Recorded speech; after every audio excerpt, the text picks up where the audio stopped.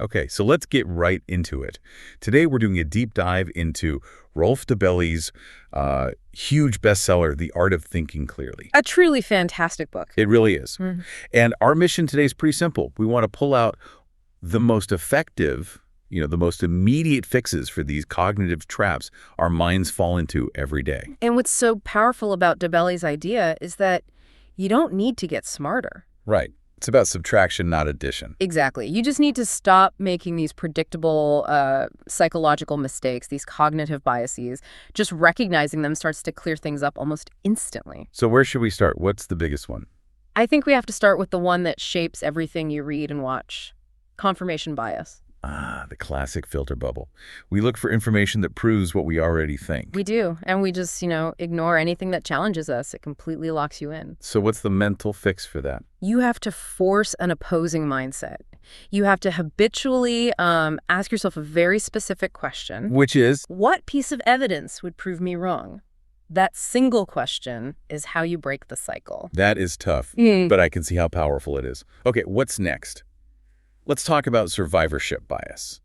This one is my favorite because it's so invisible. Yeah. We see the winners, right? The successful tech founders, the rock stars. And we try to copy their stories. Exactly. But we ignore the thousands, maybe millions of people who had the same talent and the same drive and failed. So we're basing our life strategy on, 1% of the data. Precisely. You need to study the failures. The real lessons aren't in the success stories. They're in the patterns of what went wrong for everyone else. That's a huge mental shift. Yeah. Okay, that brings us to something that I think everyone struggles with, the sunk cost fallacy. Oh, absolutely. This is when we keep investing in something, time, money, emotion, just because we've already invested so much. Like finishing a terrible movie because you paid for the ticket. That's the perfect small-scale example, but it applies to much bigger things. Like a dead-end job or a bad relationship. People say, but I've already put 5 years into this. And that's the trap. Those 5 years are gone. They are irrelevant. The only question that matters is, based on today, is this the right path for my future? So simple, but so hard to do. All right, let's group two more together quickly. Loss aversion. Yeah, this one's simple psychology. The pain of losing $100 feels twice as strong as the pleasure of gaining $100.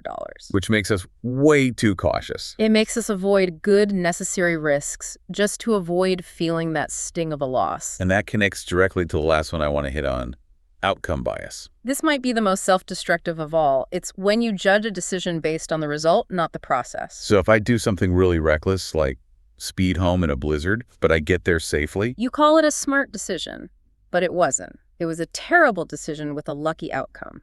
You have to judge the logic you used before you knew the result. So if we pull this all together, what's the big takeaway from Dobelli?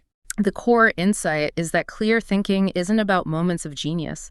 It's about systematically avoiding these predictable, stupid mistakes. It's a defensive strategy for your mind. Exactly. And when you do that, you stop reacting so emotionally, you make better long-term calls, and you just quiet the chaos in your head. That's a powerful goal. Yeah. So to leave everyone with something to think about, if you start focusing on the process over the outcome, what is one decision you recently called smart that was actually just pure luck? And what one thing will you change now to evaluate your process instead?